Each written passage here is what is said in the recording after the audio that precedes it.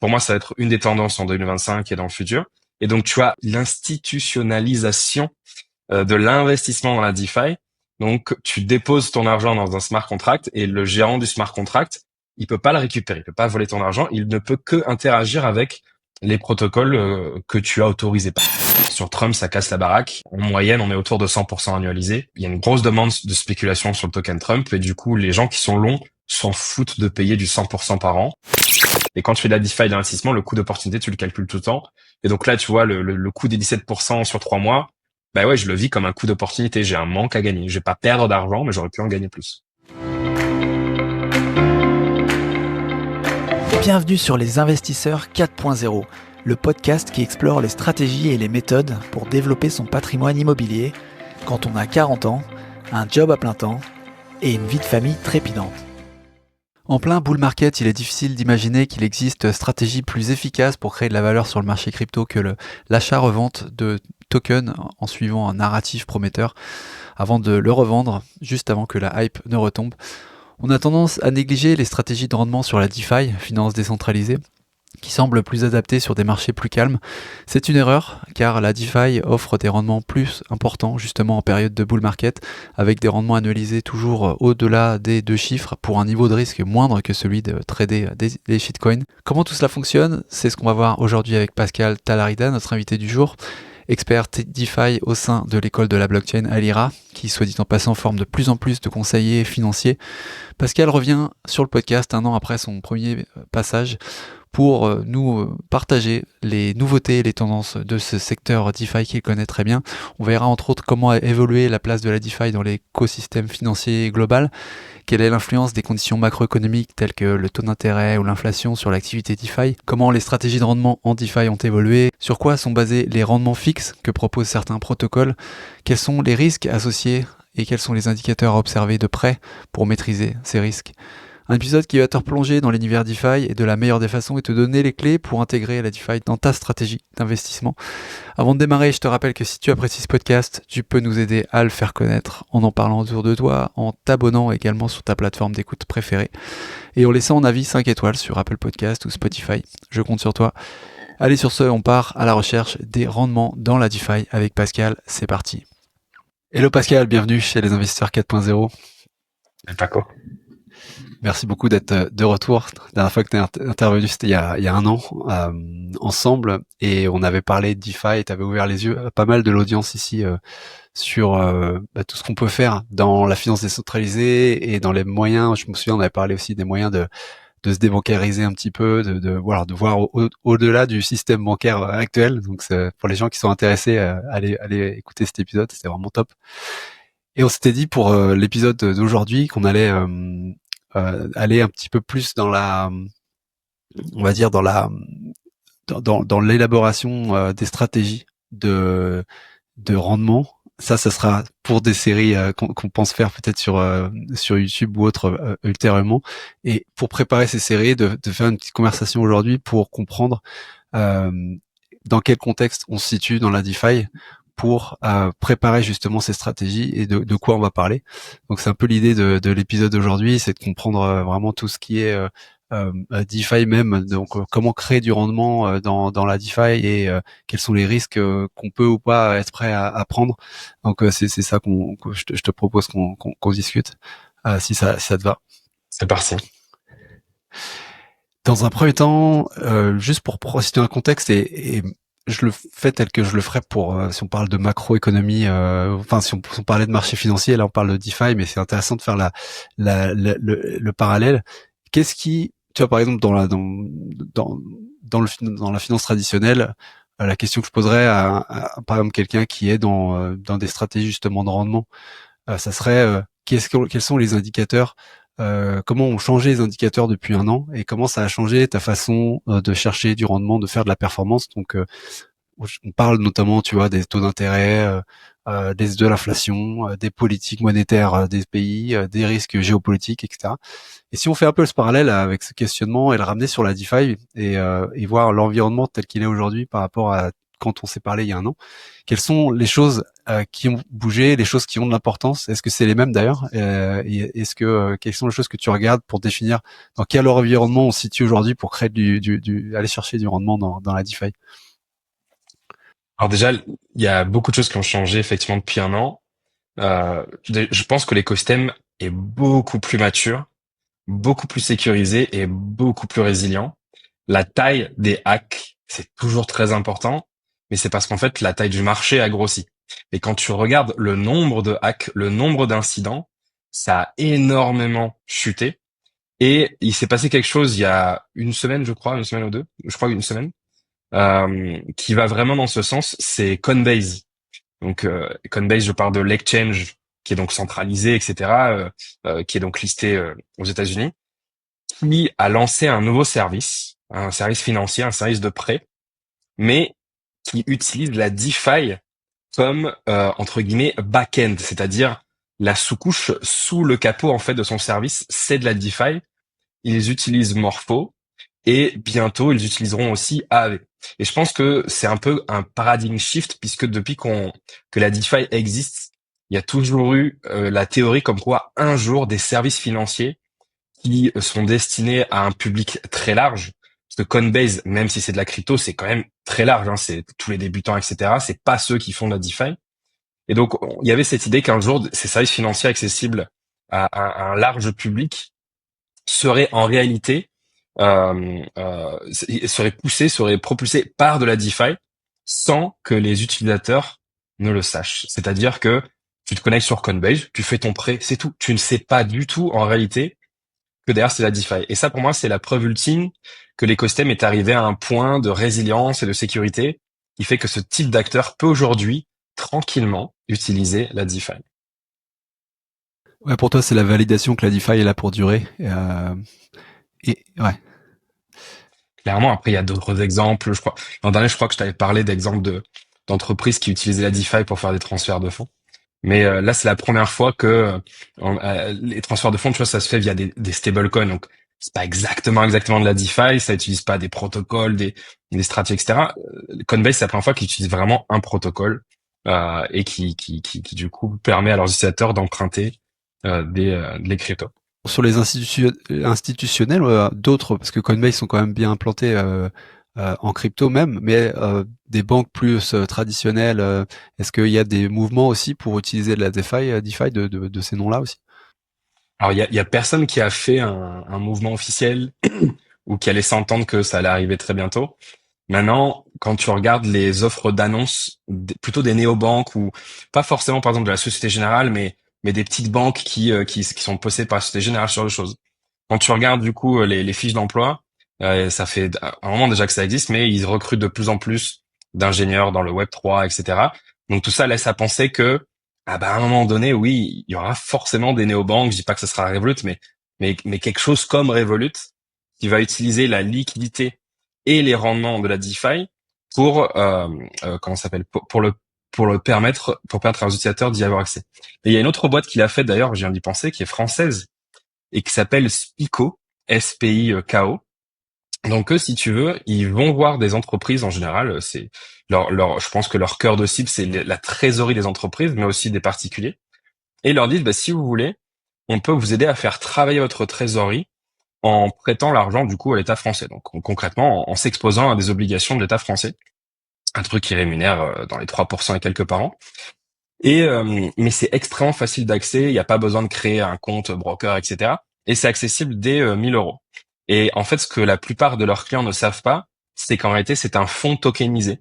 Donc ils ont tokenisé un OPCVM et ils vendent du coup ça sans que les gens sachent vraiment que derrière en fait c'est un actif tokenisé. Et ça a rendu du coup ça beaucoup plus accessible. Et aujourd'hui, je crois qu'ils ont à peu près 100 millions d'euros sous gestion. Et donc ça, tu vois, c'est un autre exemple d'institutionnalisation de ce qu'on peut faire avec la DeFi. Et moi, pas mon rêve, j'exagère quand même, ce que j'aimerais bien voir cette année, c'est que Spico, comme elle a tokenisé ses obligations, enfin ses OPCVM, on va dire obligations pour simplifier les choses, de voir ces tokens aller dans la DeFi. Et je sais que ils y pensent, ils y travaillent. Donc ça signifie que Spico, si tu veux, c'est un peu la pierre angulaire ils utilisent sous le capot la DeFi, donc la tokenisation. Ils proposent à une clientèle qui est pas du tout familier de la crypto d'acheter de s'exposer aux obligations françaises sans leur dire qu'il y a de la DeFi. Par contre, à ceux que ça intéresse et qui sont familiers de tout ça, ils peuvent prendre le token, donc l'obligation, et aller, par exemple, plus tard sur Base ou quoi, et pourquoi pas emprunter des euros contre cette obligation ou faire autre chose avec. Ouais, donc tokenisation, ça c'est le truc qui est en termes de technologie qui commence à être le plus mature, le plus résilient aussi. Mais les exemples que tu avais donnés avant sur l'utilisation d'AAV ou Morpho, ça c'était un truc qui était quand même plus vu comme étant plus risqué parce que tu vois dans quoi il y a des volts, est-ce qu'il peut y pas y avoir de scam et tout. Donc ça c'est aussi en train de passer enfin fortifier, j'ai l'impression dans l'image en tout cas en termes de solidité, de choses voilà qui est pas risqué, tu vois. C'est intéressant. Mais je pense que c'est ces deux-là, hein, ouais, c'est tokenisation et les plateformes type avec qui sont. Puis il y a un nouveau truc aussi qui est apparu avec Morpho, c'est ce qu'on appelle les curateurs. Alors honnêtement, je pense que le mot est pas super bien choisi, c'est pas très parlant, mais c'est quelque chose qui est de plus en plus adopté par d'autres protocoles. Alors l'idée est très simple.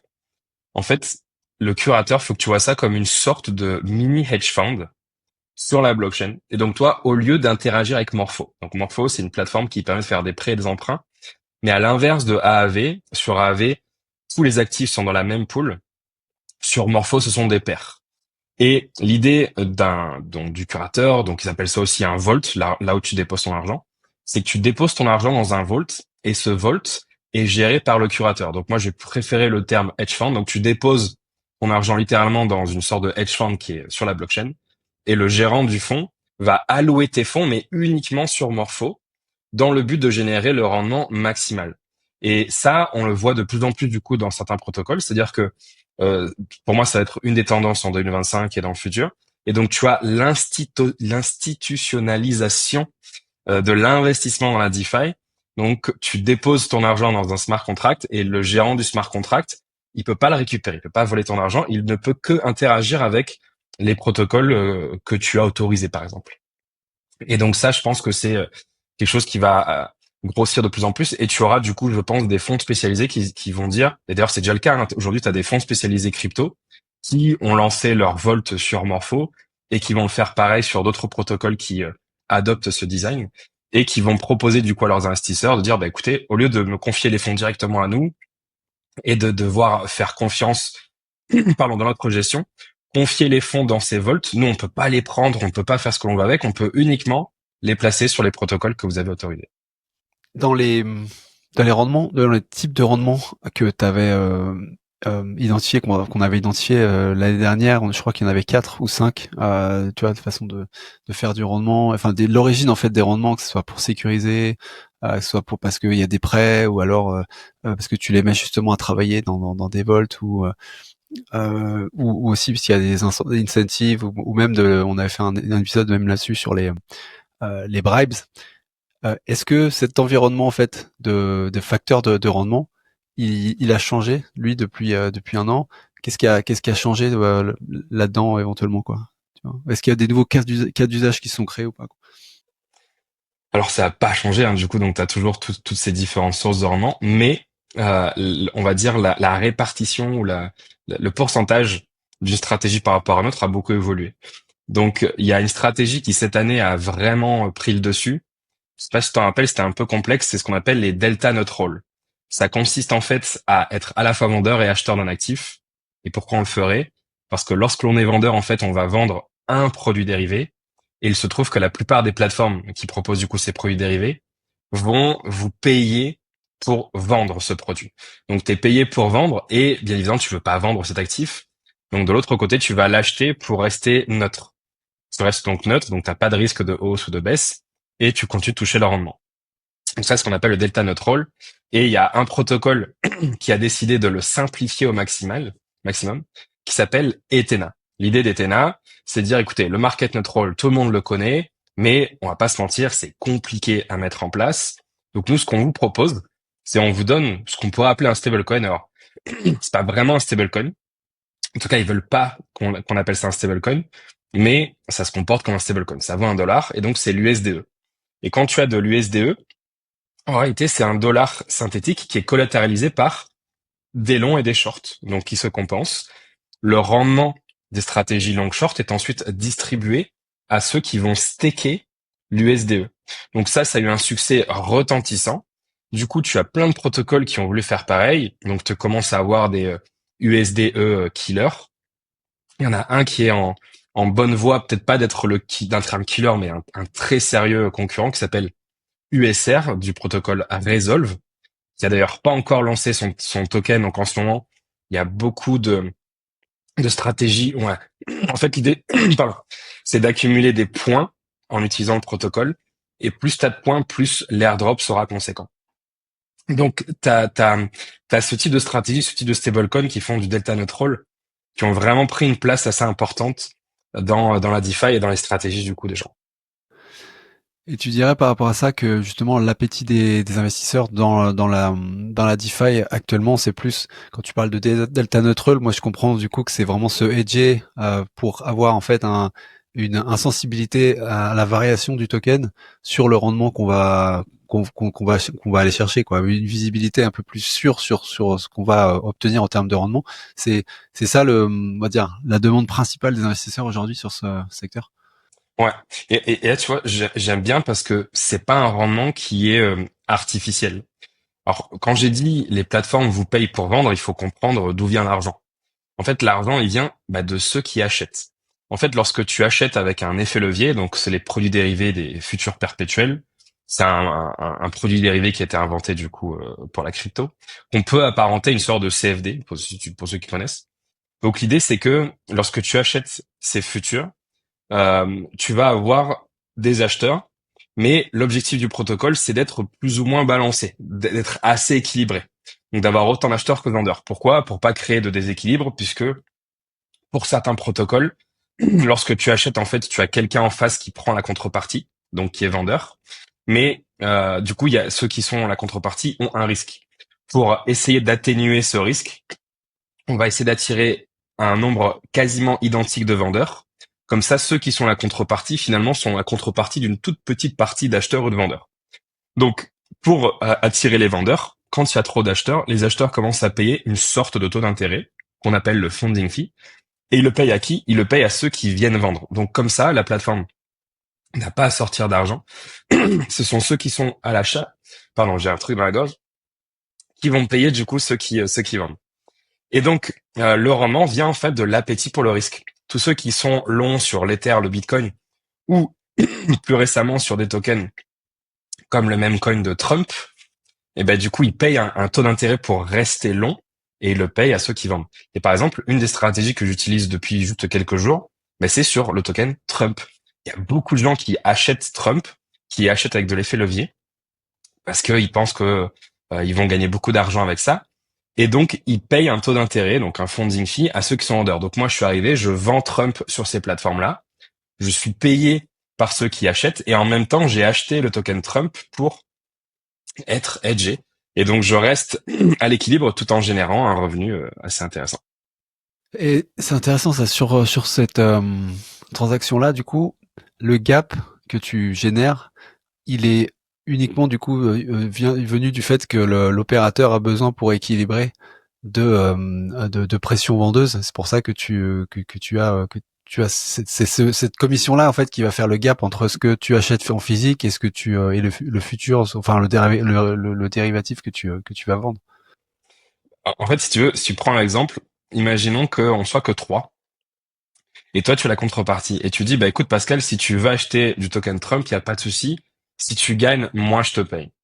Et donc moi j'achète le token Trump et tu vois que le token Trump prend 10%. C'est-à-dire que toi, tu perds 10%. Donc toi, ce que tu voudrais, c'est trouver quelqu'un d'autre qui veut aussi vendre du Trump. Comme ça, au moins, ben toi, t'es hedgé si tu veux. Donc toi, t'es le protocole, t'es le fournisseur de liquidité. Donc tu vas faire une pub en disant, si tu viens vendre Trump chez moi, je te paye genre 100% par an. Et donc tu vas trouver quelqu'un qui dit, ben moi, je veux bien vendre Trump. Donc quelqu'un va vendre Trump sur ta plateforme, mais avec un effet levier. Donc tu vends pas vraiment le token Trump, en fait, tu ouvres une position short du coup sur le contrat Trump USD. Et là, tu es content. Pourquoi? Parce que tu as un acheteur et un vendeur. Donc du coup, toi, tu n'as plus de risque de hausse ou de baisse, Et la seule chose que toi tu fais, par exemple, tu peux toucher des frais de commission, ce genre de trucs. Et pour attirer donc le vendeur, en fait, ce que tu vas dire, c'est que tu vas prendre un taux d'intérêt à l'acheteur que tu vas reverser au vendeur. L'acheteur, lui, s'en fout de payer un taux d'intérêt de 50% par an, parce qu'il sait qu'avec un levier, par exemple, de 2, si le token fait 10% demain, bah, il gagnera 20%. Ensuite, il fermera son trade, il les réouvrira plus tard. Donc, c'est ça, en gros, la mécanique des funding fees. Et ça rémunère à combien en moyenne, ça, ce genre de strat? Alors, c'est très volatile. Moi, je fais ces stratégies sur Bitcoin, Ether, Solana et SUI. Donc ça va de 20 à 70% par an, ce qui est énorme hein, en stablecoin. Là par contre sur Trump ça casse la baraque. En moyenne on est autour de 100% annualisé parce qu'il y a une grosse demande de spéculation sur le token Trump et du coup les gens qui sont longs s'en foutent de payer du 100% par an parce qu'ils pensent pouvoir faire beaucoup plus en faisant leur trade.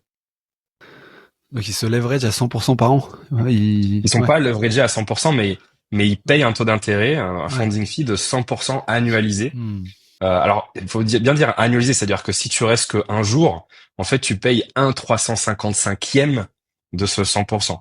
Mais du coup, moi, j'utilise par exemple le protocole GMX sur Arbitrum, et depuis que je suis rentré, la moyenne, c'est à 100%. C'est-à-dire que si tu vends 10 000 dollars donc faut comprendre les chiffres. En fait, tu vas ouvrir une position short de 10 000 dollars, et ensuite tu vas acheter pour 10 000 dollars, par exemple, sur Binance. Donc, du coup, ton investissement total, c'est 20 000 dollars. 10 000 à la vente et 10 000 à l'achat. Et tu es payé sur les 10 000 à la vente. Les 10 000 à la vente te rapportent 100%. Donc, par rapport à ton capital mobilisé de 20 000 dollars, en fait, tu ne fais pas 100%, mais 50%. Et du coup, ce que je fais en ce moment sur Trump, c'est ça. Je suis acheteur et vendeur. Donc, sur le capital mobilisé, je génère du 50% actuellement. Lorsque, enfin, si jamais l'intérêt pour le token Trump chute, bah, du coup, il y aura moins d'acheteurs, les taux d'intérêt, enfin, les funding fees vont baisser, et la stratégie sera beaucoup moins rentable, et puis au bout d'un moment, bah, j'arrêterai. Mais pour l'instant, ça fait un peu moins d'une semaine que je suis dessus, je suis très content. Ça paye, comme je t'ai dit, du quasiment du 100%, enfin, 50% du coup par rapport au capital mobilisé. Et puis bah, pourvu que ça dure pour l'instant. Maintenant sur tout ce qui est Ether, Bitcoin, Sol et Sui, c'est des stratégies beaucoup plus long terme que je peux garder plusieurs semaines voire plusieurs mois. Le rendement est un peu moindre, mais on peut utiliser un effet levier supplémentaire. Par exemple, le token Trump, je l'ai pas acheté avec un effet levier. Je l'ai acheté avec 10 000 dollars et j'ai acheté 10 000 dollars de token Trump. Par contre, quand je fais ces stratégies de Delta Nut Roll sur Bitcoin par exemple ou l'Ether, je vais utiliser un effet levier. C'est-à-dire que je vais vendre avec un effet levier de 3. Donc en fait, je vais déposer 3 300 dollars sur la plateforme et je vais vendre pour 10 000 dollars et je vais acheter avec un effet levier de 3 ou de 2. Donc pareil, je vais acheter pour on va dire 5 000 dollars d'Ether que je vais déposer sur AAV par exemple ou Morpho. Je vais ensuite emprunter des USDC sur Morpho et avec les USDC que j'ai empruntés, je rachète des Ethers jusqu'à arriver à 10 000 dollars. Comme ça, j'ai bien une vente de 10 000 dollars, j'ai bien un achat de 10 000 dollars, mais en réalité, mon capital engagé, c'est pas 20 000 comme avec Trump, c'est c'est à peu près 8 300.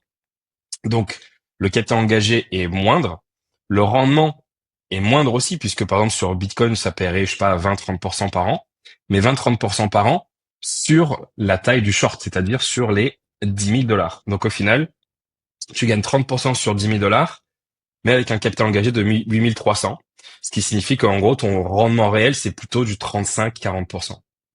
Et donc, ces stratégies, tu vois, elles sont complexes à mettre en place, il faut jongler entre différents protocoles, il faut constamment monitorer. Donc, pour quelqu'un qui a un boulot normal à côté, etc., c'est pas vraiment possible.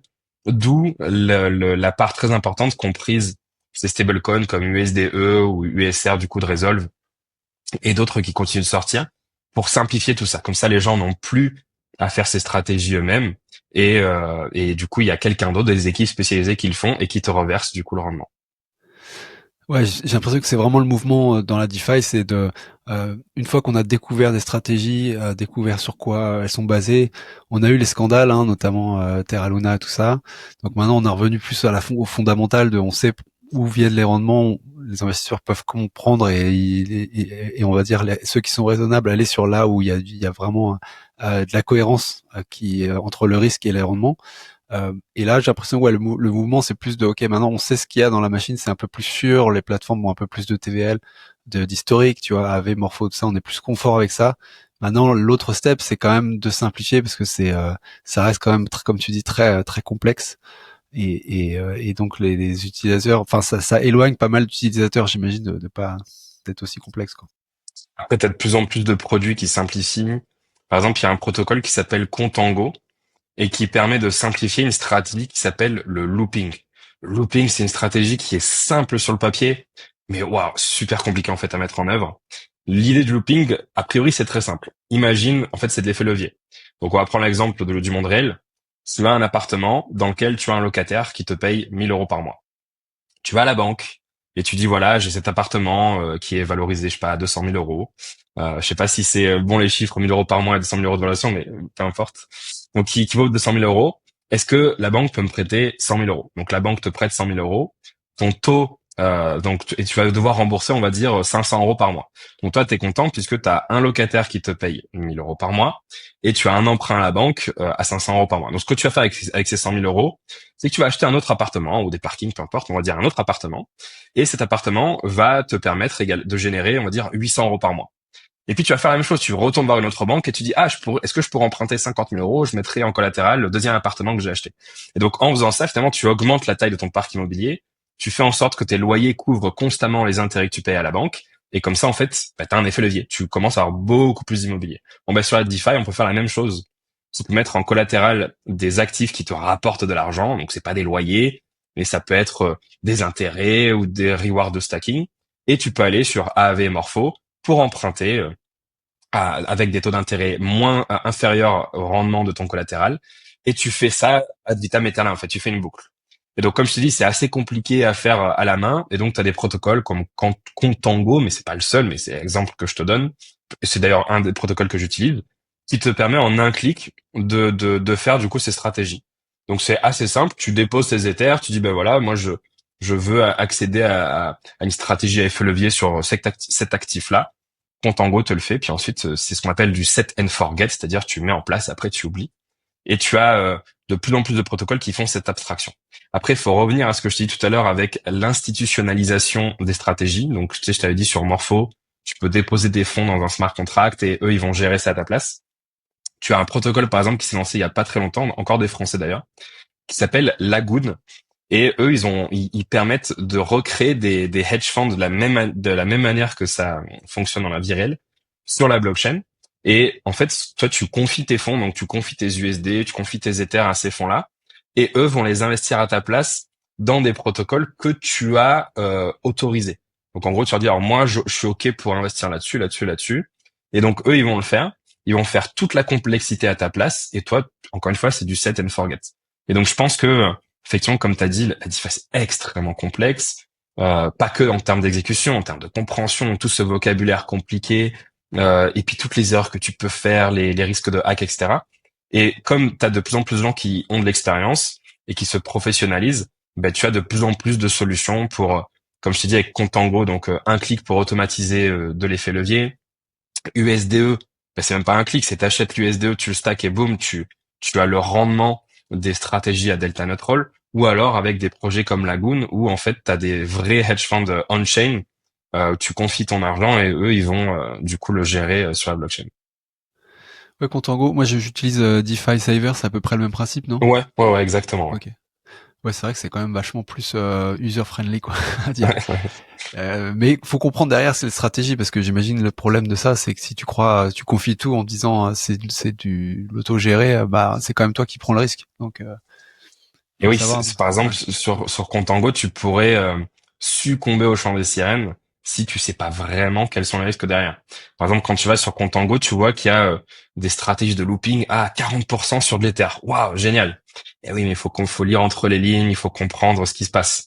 En fait, le problème du looping, c'est que donc tu mets, comme j'ai dit, un collatéral, enfin tu mets un actif en collatéral et tu vas donc emprunter. Mais le problème, c'est que si ton collatéral, il est plus ou moins, on va dire, pas weak, mais comment dire, faible ou qu'il n'est pas de bonne qualité, ben, ça peut se retourner contre toi. Imagine que l'appartement que tu as mis en collatéral avec le locataire qui te paye 1 000 € par mois, finalement, imagine que ben, le gars, il arrête de payer et qu'il te délabre ton appartement. À un moment donné, peut-être que la banque va dire, bah, il faut me repayer, sauf que tu n'auras peut-être pas l'argent de repayer parce que tu as investi ton capital ailleurs. Donc, bah, la banque va saisir finalement ta maison avec perte et fracas. Bon, bah, tu peux avoir la même chose dans la crypto. Donc, il faut pas se lancer à l'aveugle sur des stratégies de looping.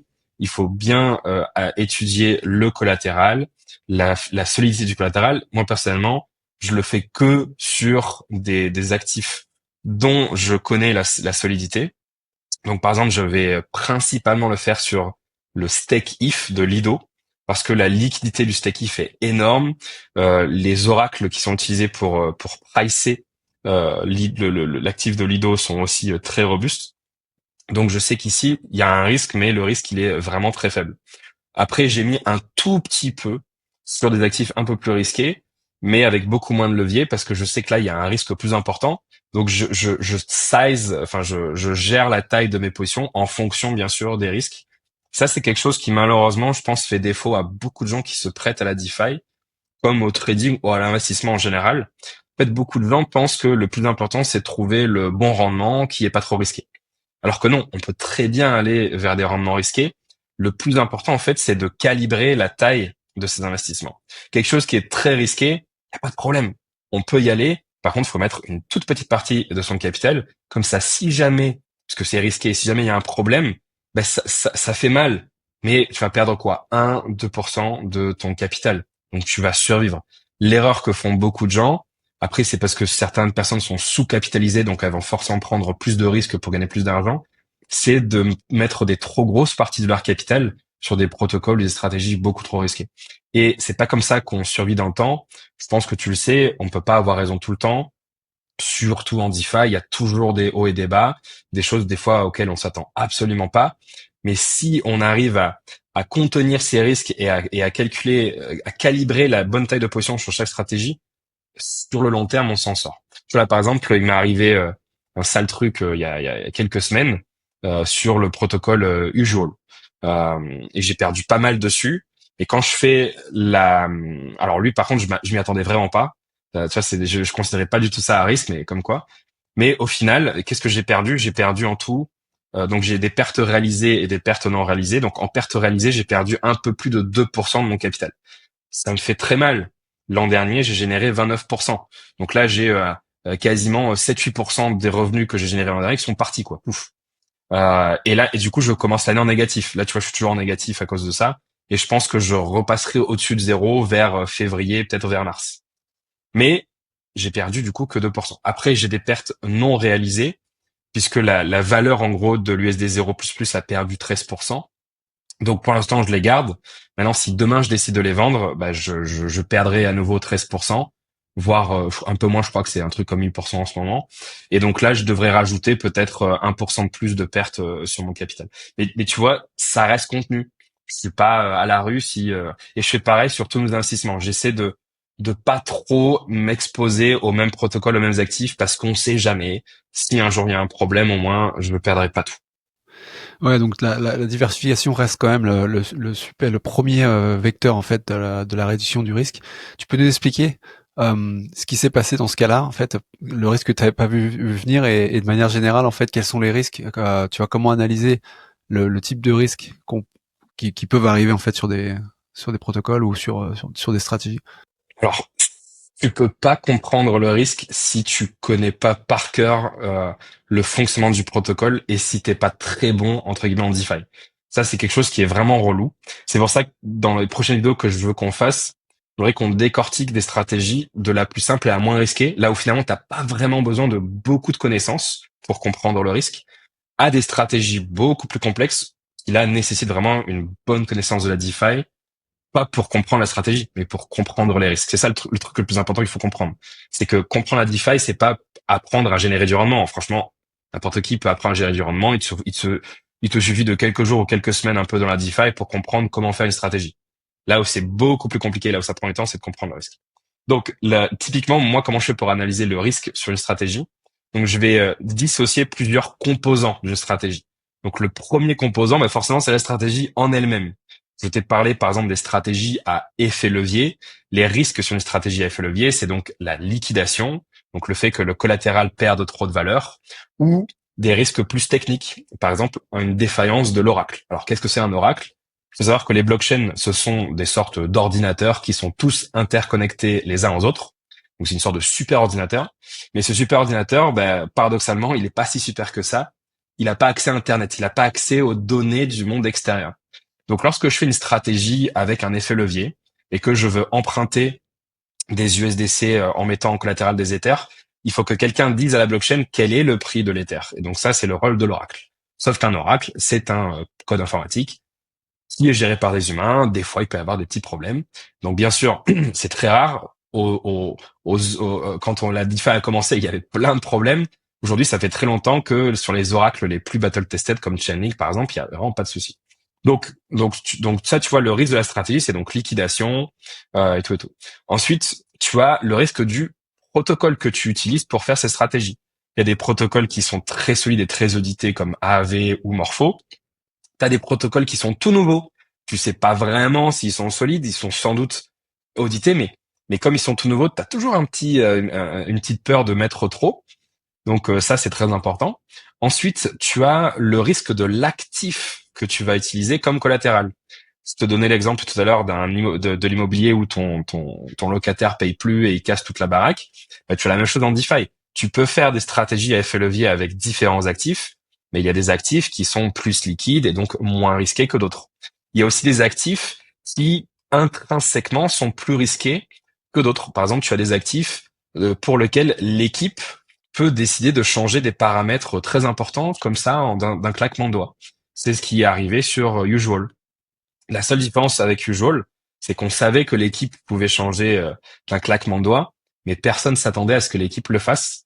On s'attendait tous à ce que le changement arrive progressivement.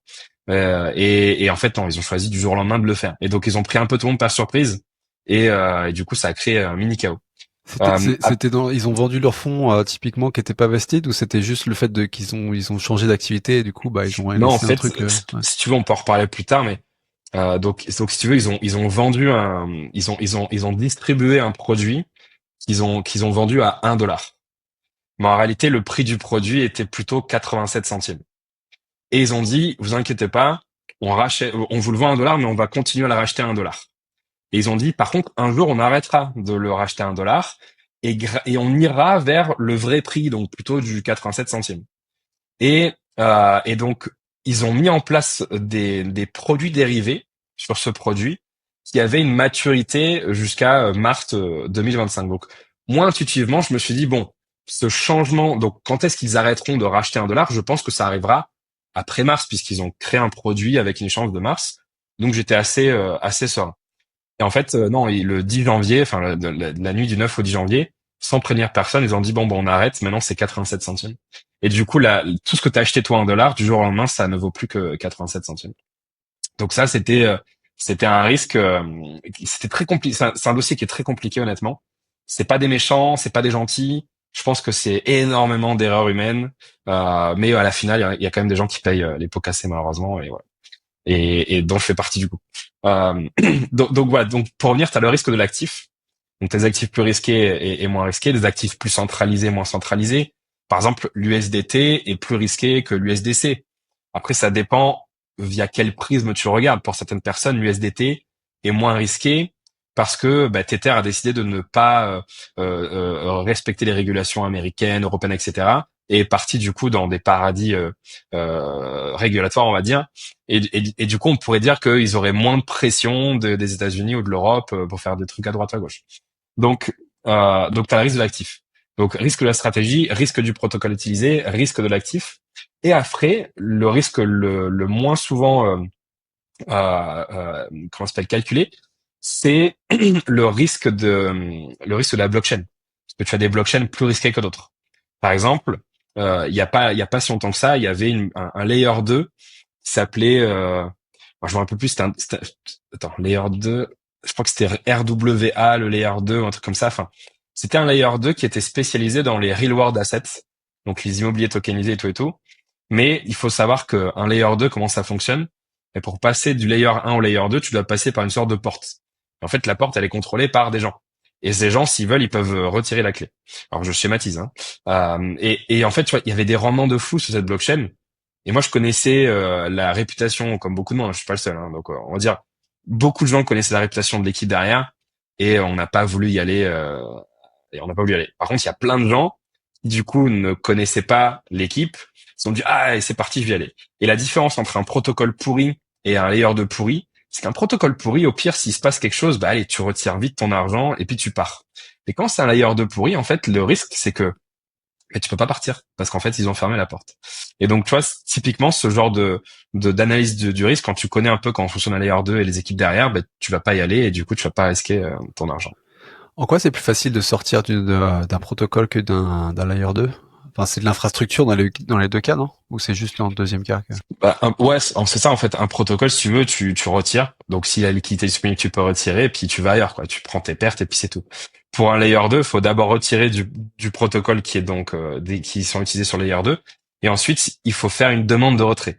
Et le problème des demandes de retrait des layer 2, c'est que bah, c'est jamais instantané. T'as toujours une fenêtre de plusieurs heures à plusieurs jours. Ça dépend du coup les layer 2. Et du coup, pendant tout ce temps, si tu veux, bah, ceux qui gèrent tout ça peuvent dire non, non, non. Nous, on veut pas que ça puisse arriver.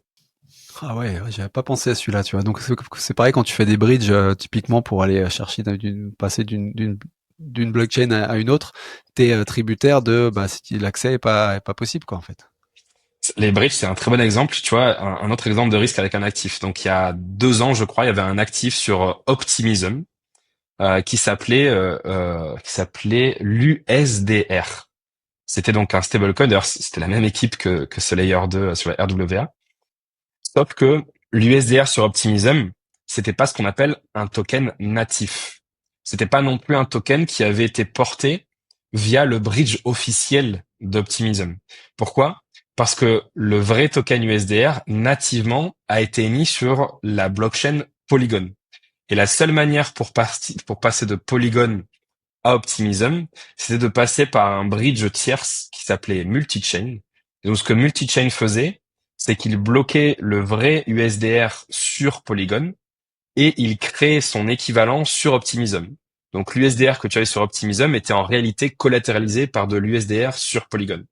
Problème, Multichain a eu un problème, on saura jamais que c'est vraiment passé, mais du coup, les collatéraux du bridge ont été bloqués. Ce qui signifie que l'USDR sur Optimism, ben en fait, il y avait plus de lien avec le collatéral sur Polygon. Alors heureusement, c'était un projet assez centralisé, donc ils ont réussi par quelques pirouettes à se sortir d'affaire. Mais là, on voit le problème, c'est que des fois, tu as des actifs qui sont collatéralisés par des ponts qui sont pas très sécurisés ou qui ont un problème. Et du coup, ton actif, ensuite, bah, il vaut zéro, quoi. Donc, tu vois, c'est plein de choses qu'il faut, et ça, quand t'es débutant, c'est littéralement impossible, de savoir ça. C'est pour ça que tu as de plus en plus aussi d'initiatives d'agences de notation dans la DeFi. Donc, tu as Token Breeze, par exemple, qui a lancé, avec le DeFi Collective, une sorte de rating de la décentralisation pour voir quel est le niveau de décentralisation et donc de contrôle des protocoles sur les fonds d'utilisateurs. Et puis, tu as d'autres agences de rating qui vont noter du coup les stablecoins, les actifs, les protocoles, pour permettre à ceux qui n'ont pas le temps de faire toutes ces recherches, ceux qui n'ont pas les connaissances, de juste lire une petite fiche assez bien détaillée et dire ah ouais, ça c'est pas pour moi, c'est trop risqué, ou ça c'est bon, je vais tenter. Il y a une bonne transparence, traçabilité de ce genre d'infos, ou est-ce qu'un nouveau player, par exemple, peut jouer justement de ça en essayant de maquiller des trucs, tu vois, par exemple un historique, une TVL ou un truc, tout est réellement auditable, traçable, ou tu peux être dupé en fait facilement. Tu peux être dupé parce que c'est pas si facile que ça. Par exemple, alors on est en quoi? On est en février, en janvier. Je crois que c'était en octobre ou novembre. Il y a un layer 2 qui s'appelle Scroll. Et sur ce layer de Scroll, il y a un projet qui s'est lancé qui s'appelait, je me rappelle plus des noms. C'était Xi Finance, CHI.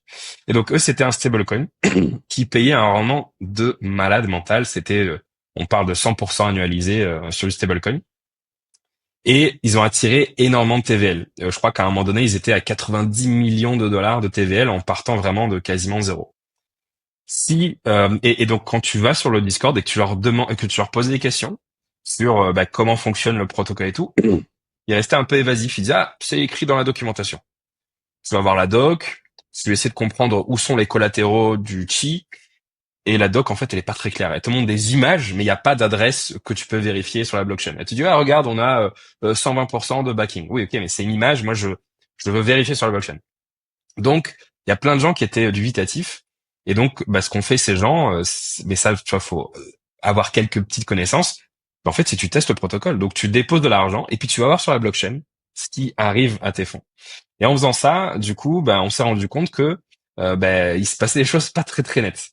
Et on a compris que c'était du coup un Ponzi. Le problème, c'est que quand tu alertes sur ce problème sur le Discord, bah, tu te fais automatiquement défoncer par la communauté qui est non, non, tu comprends rien, tu comprends pas, c'est un super protocole, parce qu'ils sont tous contents, ils gagnent tous de l'argent, donc ils ont tous un billet en disant non, non, non, c'est pas un Ponzi. Et ils sont tous flippés aussi que Ouais, ça il y commence a à un fumer. certain déni, tu Ouais. vois, parce que Ouais. des fois tu dis non, non, c'est pas un Ponzi quand même, attends, parce que ça a quand même duré longtemps, hein. Ça a duré quoi, 2, 3 mois, je pense, un truc comme ça. Et là, tu vois, pour en revenir à la gestion du risque, tu as deux approches. Tu te dis bon, c'est un Ponzi. Tu comprends comment le Ponzi fonctionne, c'est-à-dire que tu comprends et tu sais aussi comment le Ponzi peut s'écrouler. Si tu sais comment le Ponzi peut s'écrouler, alors tu peux rentrer dans ce Ponzi et tu peux regarder les signes annonciateurs de la chute du Ponzi. Et quand les signes annonciateurs arrivent, tu retires. Et c'est ce qu'on fait en fait, bah, beaucoup de gens.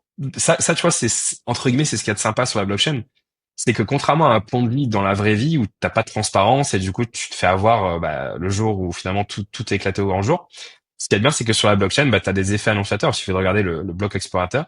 Et par exemple, il y a des gens qui ont des logiciels qui configurent pour analyser ce qui se passe sur la blockchain, sur ce smart contract-là, pour anticiper lorsque le Ponzi s'écroulera et du coup retirer.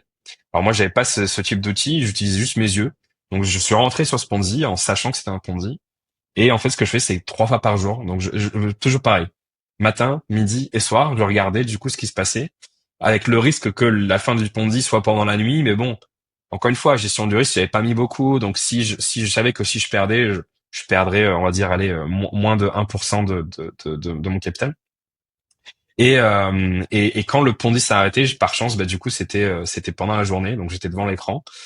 Donc j'ai regardé 3 fois par jour, donc le midi, pas de souci, le matin, pas de souci, et quand je regarde le soir, waouh, ça commence quoi. Tu vois, t'avais le bank run qui commençait. Et du Vente massive. Et du coup, là, je me suis dit, est-ce que je sors maintenant? Et là, je fais quelque chose que je recommanderais à personne. C'est j'ai fait, non. Non, je vais rester devant mon écran et je vais sortir quasiment au dernier moment, quoi. Et donc, j'étais comme ça. Je regardais, je regardais. Et je voyais les chiffres descendre, descendre, descendre. Et en fait, le Ponzi allait éclater quand la liquidité sur ce qu'on appelle un contrat de réserve, hein, c'est comme ça que fonctionne un protocole, était à zéro. Et donc, je regardais la liquidité chuter, chuter, chuter. Et quand il y avait plus que 4 millions, je me suis dit, j'avais pas mis 4 millions, hein. Mais quand j'ai vu qu'il restait plus que 4 millions, j'ai dit, ouf, là, ça commence à, il y en a de moins en moins. Allez, c'est parti. Et je suis parti. Et du coup, voilà. Et ensuite, ça a été à zéro à 2 heures du matin. Alors, par curiosité intellectuelle, même si j'étais sorti, je suis resté toute la nuit à regarder. Et à 2 heures du matin, quand c'est parti à zéro, là, je suis parti me coucher. Et quand je me suis réveillé le lendemain matin, ça avait, c'était écroulé et ça allait à zéro, quoi. Ouais, c'est vraiment jouer avec le feu quand même parce que il y a moyen, si la vélocité en fait de l'assèchement de la liquidité, je trouve que c'est super chaud à maîtriser. Et comment tu sais que toi, en fonction, bah évidemment si t'as un gros montant c'est encore pire, mais tu vas pouvoir trouver une contrepartie à un moment donné, tu vois, à ta vente.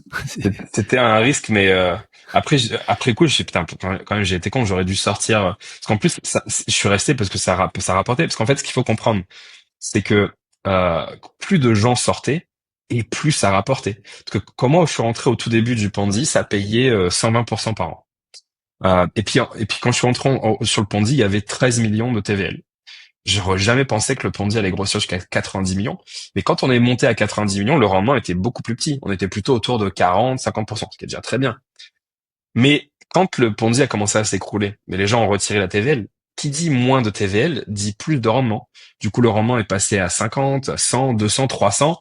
Et quand je suis sorti, on était à 400%. Et en fait, j'ai joué sur ça, quoi. Je me suis dit, allez, pendant quelques heures, je vais gagner du 3, 400, 500%. Donc, je vais essayer de gratter un peu de dollars par-ci, par-là. Et puis sorti. Mais c'est vrai qu'après coup, je me suis dit, putain, quand même, j'ai déconné, j'aurais dû juste sortir et pas jouer avec le feu, puisque ça s'est pas joué à grand-chose. Ça fait une transition en fait sur la recherche, enfin sur les facteurs qui peuvent évoluer, faire évoluer ta performance, ton rendement, parce qu'on a parlé pas mal de risques, mais aussi dans le rendement, quelles sont les choses qui peuvent faire évoluer, tu vois, ce taux facial d'APR par exemple ou à 40% par an. Tu sais bien que ça veut pas juste dire il est fixe et 40% et tu peux y aller.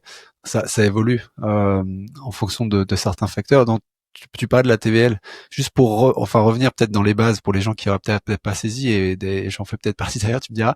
Ce que je comprends là, c'est que quand tu disais que moins il y a d'utilisateurs et plus il y a de rendement, c'est en gros le rendement, il est causé par soit des frais de transaction, soit des frais d'emprunt, peu importe l'origine, et qui sont ensuite répartis par utilisateur. Et moins il y en a, bah plus le gâteau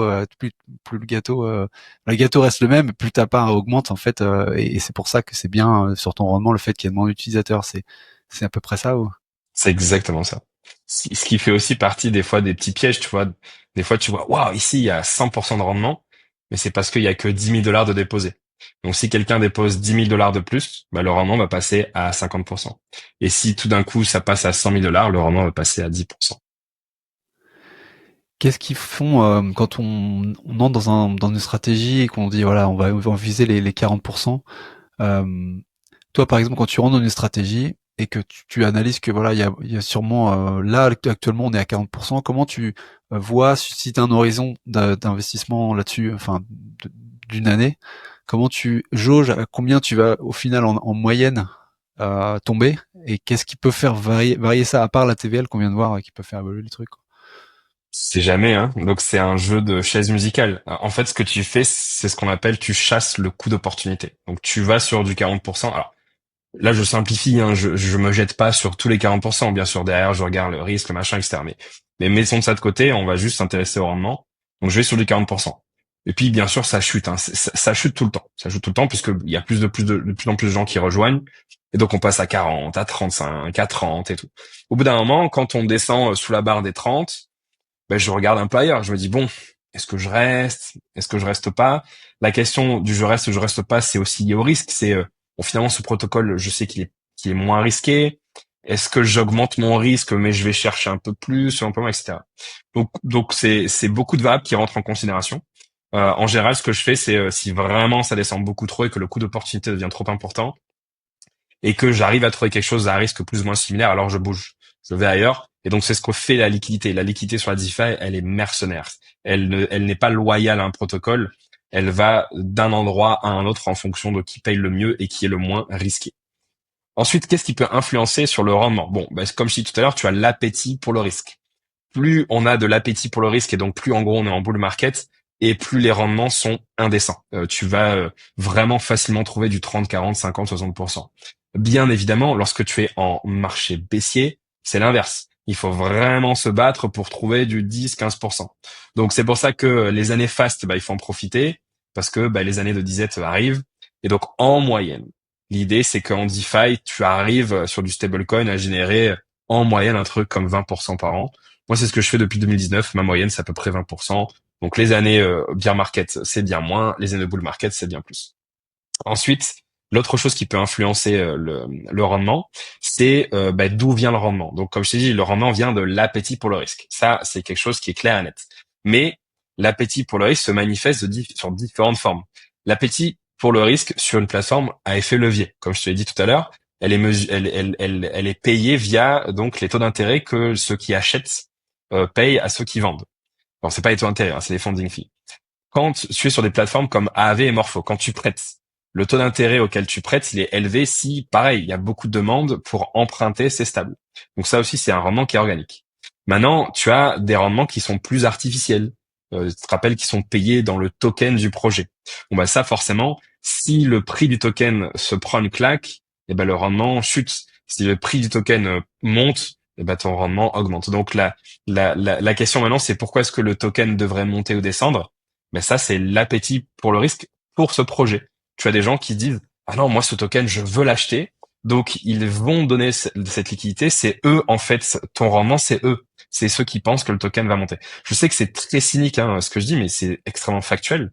Le rendement, dans la DeFi, c'est très souvent quelqu'un qui pense à l'inverse. Enfin, c'est pas très souvent, c'est tout le temps. C'est quelqu'un qui pense différemment de toi et qui va spéculer d'une manière différente. Le rendement, quand moi je suis short, c'est quelqu'un qui pense que ça va monter et qui va acheter. Le rendement, quand moi je prête mes USDC, c'est quelqu'un qui veut emprunter pour aller générer du rendement ailleurs. Le rendement, quand moi je vends un token qui m'est distribué, c'est grâce à quelqu'un qui pense que non, le token va monter, je vais l'acheter. Donc c'est toujours, c'est comment on dit, c'est des vases communicants, quoi. Donc voilà tout ce qui peut influencer le rendement. Maintenant, il y a quelque chose de très important.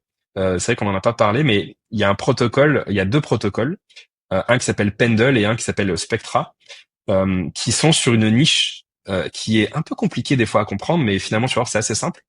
On appelle ça en anglais, c'est les fixed income. En français, donc ce serait des rendements fixes, mais je sais pas, tu sais, c'est très difficile de franciser les termes financiers. Donc je sais pas s'il existe un équivalent en France. Fixed income, comme son nom l'indique, en fait, ce sont des rendements fixes. Donc ce sont des stratégies où tu sais combien tu seras payé à une échéance donnée. Donc par exemple, je peux te dire, bah, si tu veux, tu vas sur Pendle et tu rentres sur ces stratégies qui payent un rendement net de 20% à une échéance de 3 mois. Ça ne veut pas dire que dans 3 mois, tu vas gagner 20%. C'est-à-dire que dans 3 mois, tu vas gagner 20% annualisé sur ces 3 mois. Donc 20% sur 3 mois, ça fait quoi? Je sais pas, 20 divisé par 12, ça nous fait du 1,6 fois 3, on serait donc sur du 5%. Donc c'est-à-dire que dans 3 mois, tu gagneras réellement 5%, ce qui correspond à 20% annualisé. Et ça, c'est des stratégies qui sont très sympas et moi, je les utilise beaucoup. Pourquoi? Parce que ça te permet de fixer un rendement et des fois, le rendement est peut-être très élevé. Par exemple, en ce moment, il y a un rendement de 40%, 40 à 50% sur un stablecoin. En fixe. C'est-à-dire que tu sais, et à échéance du mois de juin. Donc, c'est énorme. C'est-à-dire que tu sais que quoi qu'il arrive, sauf, bien sûr, en cas de hack et tout, hein, mais quoi qu'il arrive, que le marché baisse, monte et tout, à la fin du mois de juin, tu auras récupéré un rendement de 40% annualisé. Comment ça se fait que ça paye autant? Eh bien, encore une fois, il faut regarder qui est-ce qui est de l'autre côté du trade. En fait, ce stablecoin en particulier, c'est un tout nouveau stablecoin qui est sorti il y a quelques mois et qui est connecté à une toute nouvelle blockchain qui vient de se lancer, qui s'appelle Sonic. Alors, c'est pas vraiment une nouvelle blockchain, c'est un rebranding, mais on s'en fout. Ça change rien au terme de la stratégie. Et en fait, le Sonic va distribuer son token via un airdrop. Et pour ce faire, en fait, elle va dire, ben, moi, je vais distribuer mon airdrop en fonction de ceux qui utilisent les protocoles de la blockchain. Donc, il y a des gens qui vont acheter ce stablecoin et qui vont le garder. Et le fait de garder ce stablecoin fait que tu seras éligible à l'airdrop. On ne sait pas combien tu gagneras, mais les gens aujourd'hui spéculent en me disant que le rendement sera supérieur à 50% annualisé. Donc tu as des gens en fait qui spéculent sur le futur airdrop et qui sont prêts, si tu veux, à parier que ça sera plus que 50%. Et tu as d'autres gens qui disent, moi je sais pas trop, tu sais quoi, je préfère prendre 50% pour sûr. En fait, il y a des gens qui disent, ben, moi je vends mon airdrop. Donc en fait, quand tu prends ton rendement fixe de 50%, ce que tu dis, c'est que l'airdrop que je devais recevoir, je vais le donner à quelqu'un d'autre. Et donc, toi, tu penses que ton airdrop sera moins que 50%. Enfin, du coup, là, c'est 40%. D'autres personnes pensent que c'est plus. Donc, toujours pareil, tu vois, c'est toujours un trade entre quelqu'un qui pense A et quelqu'un qui pense B. Et moi, je fais les deux parce que, ben, je ne sais pas. Déjà, je ne sais pas quelle sera la taille de l'airdrop. Donc, je mise sur les deux, hein. J'ai à la fois, je spécule sur l'airdrop, mais en même temps, j'ai voulu m'assurer et prendre ce 40%, à échéance de juin. Comme ça, moi, je suis sur les deux tableaux, je serai pas déçu. Et en plus de ça, j'aime bien cette idée d'avoir un rendement fixe. Qu'encore une fois, on ne sait pas ce qui se passera au mois de juin. Tu vois, si demain, je sais pas, il y a un problème avec les États-Unis ou je ne sais quoi, on verra, une nouvelle guerre, bah, peu importe ce qui se passe, je sais que moi, je m'en fous, je serai payé 40% quoi qu'il arrive. Mais les 40% du fixe, il est soutenable à terme, tu vois. Ouais. Ouais, parce que alors il faut savoir comment ça se calcule et comment ça se passe. Alors, je vais donner un exemple. Imaginons, donc on reprend l'exemple de l'immobilier avec le loyer, c'est le plus simple à comprendre. Donc tu sais que toi, ton locataire, il te paye 1 000 euros par mois pendant un an, donc tu sais qu'à la fin de l'année, enfin, en tout sur un an, tu vas toucher 12 000 euros. Tu viens me voir parce que tu as un besoin de liquidité. Et tu me dis, écoute Pascal, voilà, chaque année, je gagne 12 000 euros avec le loyer. Là, on est au mois de mars, j'ai besoin d'argent. Est-ce que tu peux me filer 10 000 euros? Et en échange de ces 10 000 euros, à la fin de l'année, je te donnerai 12 000 euros. Parce qu'en fait, ce qui va se passer, c'est que tu vas me donner tous les loyers. Donc en fait, moi, ce que je fais, c'est que j'achète 10 000 euros les loyers qui en valent 12 000. Donc toi, tu es content parce que tu acceptes de la liquidité immédiate. moi je suis content parce que je sais qu'à la fin de l'année, j'aurai une super perf, quoi. J'ai acheté 10 000, que je suis en 12 000.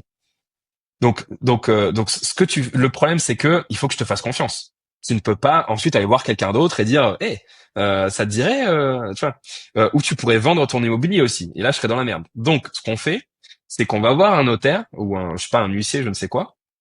Et en fait, tu vas transférer la propriété ainsi que les contrats de location à cet huissier. Comme ça, je suis sûr que tu peux pas me la faire à l'envers.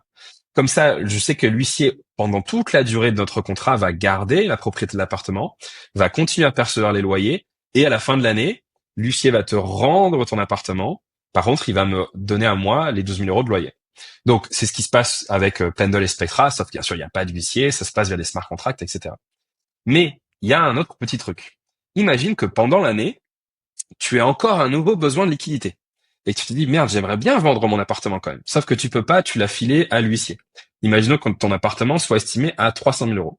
Ben, tu vas voir l'huissier, tu dis, écoute, si tu me trouves un acheteur, ben, je suis OK pour vendre mon appartement avec un petit discount. Alors, tu vas dire à l'huissier, ben, moi, je veux bien le vendre pour 250 000 euros. Bon, c'est un gros discount, mais c'est pas en faciliter les calculs.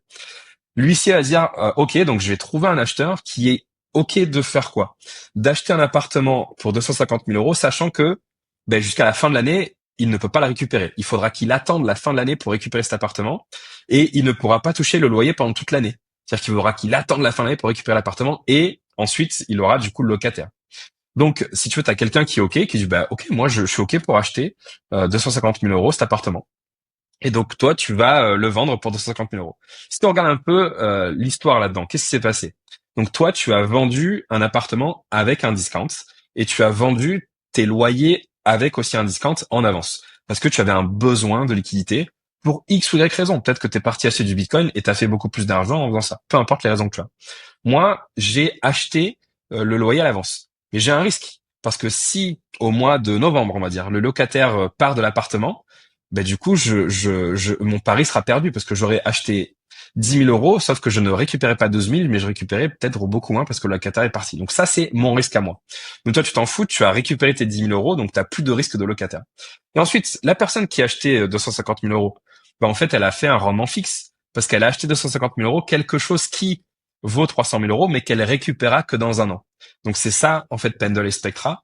L'idée, c'est que lorsque là, le rendement fixe de 40%, en fait, qu'est-ce qui se passe? C'est qu'il y a des gens, pour X ou Y raison, qui ont vendu avec un discount leur stablecoin pour partir. Ils avaient bloqué leur stablecoin sur Spectra et ils se sont dit, ouais, mais il y a quelque chose de mieux à faire ailleurs.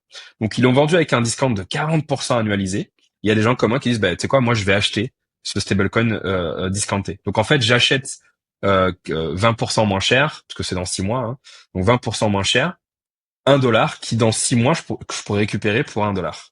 Alors bien sûr, ceux qui ont vendu à discount, ils l'ont pas fait parce qu'ils sont fous.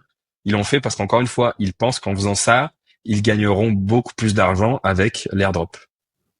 Super intéressant, super intéressant. Ouais, c'est vraiment l'arbitrage entre l'argent maintenant et ce que tu vas en faire maintenant et ou attendre pour en faire quelque chose d'ailleurs. Ouais. Et tu vois, c'est pour ça que c'est important de savoir d'où vient le YEL et de comprendre qui est de l'autre côté du trade. Parce que souvent, quand je parle de la DeFi, il y a des gens qui s'y connaissent pas vraiment. Quand ils voient du 20, 30%, quand ils comprennent un peu ce que c'est que le farming, tu sais, de donner le token du projet, ils sont tous là, ah ouais, mais c'est du Ponzi, ah mais c'est pas sustainable. Mais en fait, quand tu comprends les logiques économiques derrière, ben, tu comprends que bah, c'est que de la spéculation. Tu as toujours quelqu'un qui veut spéculer et quelqu'un qui a la contrepartie de ces spéculations, c'est tout. Ouais. Non, non, c'est fascinant et donc les 40% en l'occurrence, ils sont backés là dans ce cadre-là. C'est vrai que ça, moi, ça me sécurise beaucoup plus de dire en fait, ils sont backés sur cette décote entre le prix où l'acteur a acheté là en l'occurrence c'est l'actif quoi, et sa valeur faciale sur le marché qui est beaucoup plus importante. Et là, du coup, c'est ce gap, il est assez sécurisé parce que si, à moins que le marché crache d'autant, a priori, mon gap et donc Même si le ouais. marché crash, vu que c'est des USD, tu vois, Ouais. je paye C'est pas 10 sur 000. l'IMO, ouais. Ouais. Voilà. Donc, le seul risque que tu as, c'est le risque des protocoles, du coup. Si demain Pendle a un problème, Spectre a un problème, ou les stablecoins que tu achètes ont des problèmes, bah, du coup, tu te retrouves, par exemple, c'est passé sur Usual. Moi, sur Usual, j'étais aussi sur des contrats à durée déterminée, janvier et mars, qui payaient du 30%. C'est-à-dire que j'ai acheté de l'USD 0++ décoté de 30%. à échéance de mars pour récupérer 30% de plus du coup en mars. Bon, le problème, c'est que le USD 0++ a perdu 13%. Donc, au lieu de gagner 13%, ben, je gagnerais 13%, au lieu de gagner 30%, je gagnerais du coup 17%. Donc, voilà. C'est pas une perte, mais ça me fait chier parce que du coup, j'ai immobilisé du capital pour 17%, alors que moi, j'étais chaud de l'immobiliser pour 30. Ouais, c'est toujours ça, quoi. Ouais, on fait des calculs par rapport à l'allocation, à l'opportunité qu'on pourrait donner à faire travailler ce capital ailleurs. Donc c'est vrai que même si tu te dis, ouais, facialement, j'ai gagné, pourquoi il se plaint? Bah oui, mais c'est pas la stratégie, quoi. Non. Non, parce que t'as toujours le fameux coup d'opportunité. Tu vois, ça c'est, j'ai un pote qui gagne, qui est dans la crypto et qui gagne bien sa vie. Et bon, il aime bien flamber, il aime bien s'en vanter sur les réseaux. C'est un peu un nouveau riche, hein, tu vois, le genre de truc. Et, euh, et il s'est vanté l'an dernier, donc à la fin de l'année, il a fait cette année j'ai eu tous mes comment on appelle ça, tous mes objectifs. J'ai acheté ça, et je l'ai acheté cash. Parce qu'en fait, il pense que acheter cash, c'est quelque chose de bien, quoi. Ça montre que t'as de l'argent. Et je lui ai écrit, je fais, tu sais que moi j'achète tout à crédit. Il fait pourquoi? Et je fais mais parce que t'as quelque chose qui s'appelle le coût d'opportunité. Et du coup, on en a parlé, et c'est con. Le mec, il est dans la crypto. Il connaît plus ou moins la DeFi, mais comme il a pas de culture financière, il a jamais fait la connexion que un crédit, c'est mal quand t'es surendetté et que, bah, t'as pas d'argent. Alors forcément, il y a crédit et crédit, hein. Mais tu comprends ce que je veux dire.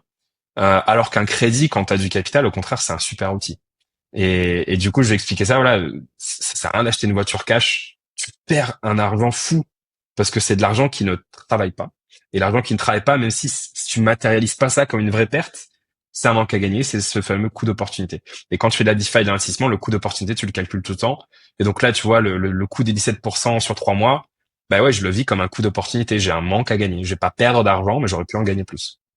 Et vu justement le niveau de friction minimal qu'il y a en DeFi par rapport au monde réel où tu as ce genre de mécanisme, hein, qui existe aussi, tu vois, tout ce qui est nantissement, etc. et tout, il est beaucoup plus important justement l'impact en DeFi de ce coût d'opportunité. Ouais. Euh, non, c'est super passionnant et en fait ça me fait aussi penser, c'est marrant que j'ai enfin compris, parce que c'était une de mes questions aussi, pourquoi s'intéresser à la DeFi en bull run. Moi j'avais un peu cette conception que tout ce qui était stratégie de rendement, c'était plutôt justement adapté dans des moments où t'as pas d'opportunité sur la spéculation de tokens, donc dans des bear markets. Et en fait, j'ai compris, d'après après t'avoir écouté là aujourd'hui, que bah, c'est tout le contraire, hein, parce que tu peux pas profiter de l'avidité des gens pour être dans une contrepartie inverse, en fait, dans un pari inverse à lui, et pouvoir justement faire doper tes rendements. Et je comprends maintenant pourquoi il y a plus de rendement en bull run qu'en bear market. Donc Alors, c'est top. tu me fais penser à quelque chose de très intéressant, une discussion que j'ai avec d'autres personnes qui, eux, ben justement, ont plutôt ton raisonnement. En bull market, ils font pas de DeFi. Et en fait, le raisonnement est simple, c'est que sur la DeFi, tu peux faire des DeFi avec tous les actifs. Tu peux faire des DeFi avec de l'Ether, du Bitcoin, mais c'est vrai que principalement, DeFi, tu l'identifies à rendement sur stablecoin. Et en fait, donc cette personne-là, enfin ce groupe, parce que je suis dans un groupe et on discute, et ce groupe-là, bah, comme on est en bull market, ils sont tous 100% investis. Ils sont tous 100% Bitcoin, Ether et tout et tout. Et ils comprennent pas du coup qu'on aille s'emmerder à garder des stablecoins. Et pour eux, il est là le coût d'opportunité. Le coût d'opportunité pour eux, c'est de faire de la DeFi. C'est de se casser le cerveau et tout pour aller gratter du 20, 30, 40% par an avec ces dollars, alors qu'en fait, en les mettant sur du Bitcoin, bah, on pourrait faire beaucoup plus. Donc, il y a deux écoles. Tu vois, il y a des gens qui pensent que bah, en bear market, c'est plutôt des stratégies de rendement où tu génères du cash. Et en bull market, c'est plutôt comment je vais t'exposer. Alors, moi, je suis plutôt mitigé, pas mitigé, pardon, nuancé.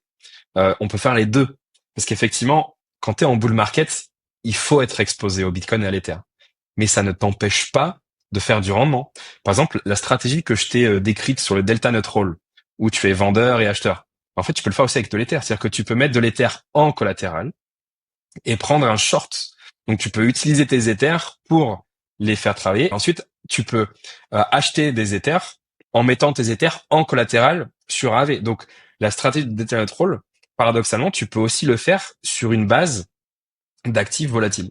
Et puis il y a d'autres stratégies tout simples où, bah, ok, tu as du Bitcoin, de l'Ether, tu le mets sur AV ou sur Morpho, tu empruntes des USDC et puis tu vas les faire travailler à 10-20%.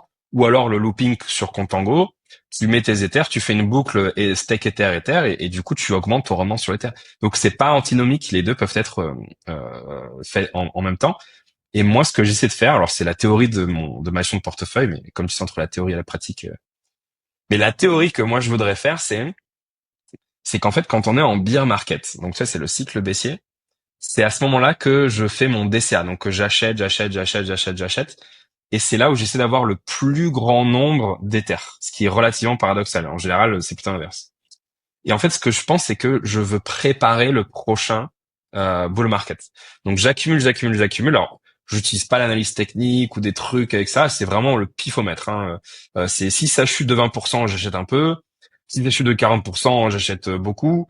Si ça va à zéro entre guillemets, je fais all-in. Hein. J'exagère, mais par exemple, c'est ce que j'ai fait la dernière fois quand l'Ether, j'ai acheté, et quand l'Ether est arrivé à $1000 en 2022, je fais all-in. Hein. J'ai mis, enfin, j'ai pas fait all-in, mais j'ai mis beaucoup plus que je fais d'habitude. Et l'idée, c'est qu'ensuite, quand on entre en bull market, ben moi, je vais pas les garder très longtemps. Tu vois, je suis pas le mec qui va pouvoir faire un x100 sur un token. Humainement, c'est très compliqué. Je suis pas, psychologiquement, c'est compliqué. Donc, ce que je vais plutôt faire, c'est, ben, en fait, je vais dégraisser ma position. Et donc, au fur et à mesure que le marché monte, je vais vendre. Et mon objectif, c'est que quand le bull market s'arrête, ben, je sois plutôt à du 60-75% de stablecoin et 30-25% d'Ether Bitcoin. Alors bien sûr, c'est très compliqué parce que tu sais jamais quand le bull market s'arrête. Donc si tu veux, je me donne des cibles. Donc par exemple, en général, j'essaie de sortir sur des chiffres pseudo-ronds. Donc tu vois, quand j'ai acheté à 1000, mon objectif était de sortir à 2000. Alors j'ai pas tenu 2000, j'ai sorti à 1800. Mais j'ai sorti qu'une partie. Ensuite, quand on est monté l'été dernier, enfin l'hiver dernier, on est monté jusqu'à quasiment 4000. Donc j'ai vendu aussi à 2800, 2900. Et puis malheureusement, quand on s'est approché des 4000, j'ai été trop gros. J'aurais dû vendre à 3800, 4000, mais je suis resté. Forcément après, c'est cassé la gueule. Et j'ai fait la même erreur cette année. Cette année, on est revenu à 4000. Je vais attendre. Je vendrai demain. Et puis le lendemain, rah. Donc là, je me dis, la prochaine fois qu'on revient à 4000, je m'en fous, je vends. Enfin, avant les 4000, je vendrai. Mais le problème, c'est qu'à chaque fois que je dis ça, c'est la fois où ça va à 6000. Tu vois, l'an dernier, il y avait un range. Donc, j'avais acheté à 1000 en 2022. Et puis, c'était monté une fois, je crois, dans les 2000, 1800, je me rappelle plus. Faut regarder les graphiques. Et puis, je l'ai pas vendu. Et puis, ça redescend. Et puis, ça remonte à 1800. Je suis, putain, allez, là, je revends. Ah, je vais attendre encore un peu. Ça redescend à 1002. Là, je me dis, OK, c'est quoi? La prochaine fois que ça va à 1008, je vends. Ça va à 1008, je vends. Qu'est-ce qui se passe? L'Ether, explose et va jusqu'à 2000 et quelques. Putain, pas de bol. Même chose. Ça va à 2008, ça redescend, ça enchaîne. Allez, je revends à 2008. Je vends à 2008, boum, l'Ether monte à 4000. Donc, j'ai aussi ce pas de bol sur le timing. Mais voilà. Donc, c'est pour ça que là, la prochaine fois qu'on va à 4000, je veux à tout prix me décharger une belle partie de mes Ethers pour être plus proche des 60-70% de stable. Là, en ce moment, tu vois, je suis plutôt sur le 50-50. J'ai 50% de stable et 50% d'Ether. Donc, je suis un peu en milieu de cycle. Passionnant. Bah écoute, ça augure de super discussions là sur les stratégies en elles-mêmes qu'on va voir un peu après. Il y en a, tu penses, il y a combien de types de cas qu'on va pouvoir voir à peu près, tu sais? Alors moi, en fait, ce que j'aimerais bien faire, attends, je les compte, 1, 2, 3, 4, 5, 6, 7, 8, 9. Donc pour moi, il y a 9 types de stratégies. Il y a des stratégies extrêmement simples et accessibles, comme je disais tout à l'heure, hein, des stratégies qui ne nécessitent pas de grosses connaissances en DeFi. Et donc je pense que c'est très bon pour un public qui est pas très familier, qui veut quand même, tu vois, mettre un peu le doigt, mais pas tout le corps. Donc on va commencer par ça. Donc c'est une stratégie vraiment très basique avec un risque très bas. Et puis ce que je voudrais, c'est au fur et à mesure des sessions, donc on pourra en faire 9, de monter un peu en cadence, tu vois. Donc à chaque fois de racheter un truc un peu plus compliqué, qui nécessite un peu plus de connaissances, un peu plus de pratique, jusqu'à arriver aux stratégies vraiment bien hardcore, où là il faut vraiment être, enfin faut vraiment connaître son sujet. Et donc par exemple dans les stratégies qui sont très peu risquées, ben c'est le stacking, quoi. Donc tu stacks des Ethers, tu stacks du Sol. Voilà, c'est très facile. Ensuite, autre stratégie qui est un peu plus risquée mais toujours aussi facile, bah, c'est le prêt. Tu prêtes sur AV, tu prêtes sur Morpho, etc. Tu as aussi des stratégies qui mélangent un peu la TradFi et la DeFi. Donc par exemple, comme je dis, tu peux prêter à l'État français, tu peux prêter à l'État américain aussi. Tu peux prêter à 4-5% à l'État américain on-chain, donc sur la blockchain. Tu peux aussi faire des dettes corporate, donc prêter à des entreprises de télécom allemandes, etc. Tu peux aussi, t'as de l'immobilier aussi. t'as de l'immobilier qui rapporte des loyers. Alors, t'as plusieurs boîtes qui font ça. T'en as en France, t'en as à Dubaï, t'en as aux États-Unis. Donc ça, c'est des stratégies, tu vois, low risk, qui nécessitent pas énormément de connaissances et qui, je pense, sont un bon pied d'entrée dans la DeFi. Et puis petit à petit, on augmente le truc. Donc avec les stratégies à effet levier, les stratégies à rendement fixe dont je t'ai parlé, le farming, la spéculation sur les points, le fait d'être fournisseur de liquidité, et puis les stratégies long short de delta neutral, comme je t'ai parlé. Ouais, mais à ce rythme-là, et si on arrive au 9, on sera vraiment à même de pouvoir comprendre ces trucs-là super alambiqués et Ouais. sans problème, quoi. Je pense. Non, Je pense qu'on perdra peut-être quelques personnes entre temps. Mais je pense que pour les premières stratégies, ça parlera à tout le monde et il y aura pas de souci. Bah super, bah vraiment très chaud pour ça et impatient de démarrer ces trucs-là. Et du coup, bah, on mettra sur la chaîne. Moi, je mettrai sur la chaîne YouTube même en préalable une annonce en fonction des prochaines stratégies qu'on va faire pour que les gens puissent aussi poser éventuellement leurs questions en amont. Je sais pas ce que t'en penses, mais ça peut être une façon aussi de. Je pense qu'on va poser vos questions et on y répond, ça peut être vraiment pas mal. Ouais. Top. Et est-ce que il y a un endroit où tu voudrais que les gens viennent te voir en fait ou te retrouver? Alors sur Twitter, je partage en anglais, mais des trucs peut-être moins intéressants. Là où je suis de plus en plus actif, c'est sur LinkedIn en français, donc je pense que c'est le mieux. Et d'ailleurs, tu m'avais posé une question au tout début en disant qu'est-ce qui a changé par rapport à l'an dernier. Ben, il y a un autre truc que j'ai oublié de te dire. Donc je sais pas si tu te rappelles, je travaille avec Alira. Et donc on fait des formations de DeFi. Et ce qui a changé, en fait, c'est la composition des étudiants. C'est-à-dire que là, la dernière session a commencé la semaine dernière. Il y a 28 participants. Sur les 28, il y a une majorité de conseillers en gestion patrimoniale. Et j'avais la même chose dans la dernière session. Il y avait moins de personnes. On était, je crois, 14 ou 15. Et pareil, la majorité, c'était des CGP ou il y a aussi des trésoriers d'entreprise et tout. Mais ce que je veux dire, c'est que la plupart des étudiants, c'est pas monsieur et madame tout le monde qui va apprendre à gérer son portefeuille. Il n'y a pas encore cette demande de la part des particuliers. Par contre, ça fait du coup quelques mois qu'il y a une demande de la part des professionnels de la fiscalité, de la finance et tout, du conseil, qui veulent apprendre la DeFi pour pouvoir mieux conseiller leurs clients. Et ça, je trouve que c'est aussi un énorme paradigme shift. C'est-à-dire qu'on passe il y a quelques années, quand je parlais des CGP, ils étaient tout ça, wow, me parle pas de ces conneries, hein.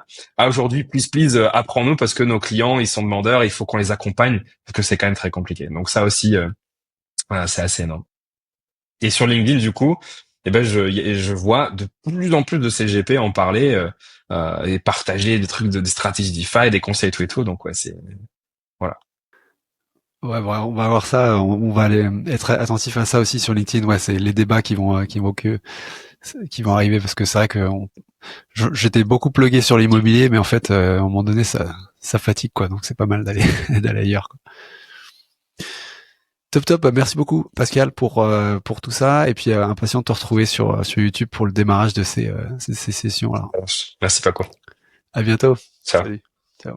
Si tu as aimé cette conversation, tu vas adorer l'épisode 179 avec Pascal sur lequel on parle des moyens de se débancariser et des avantages de la DeFi sur la finance traditionnelle. Tu vas adorer. Voilà, c'est tout pour aujourd'hui. J'espère que cet épisode t'a plu. Faites-toi un investisseur un peu mieux informé. Si c'est le cas, n'hésite pas à partager ce podcast avec ton entourage et à lui mettre une évaluation 5 étoiles sur Apple Podcasts ou Podchaser.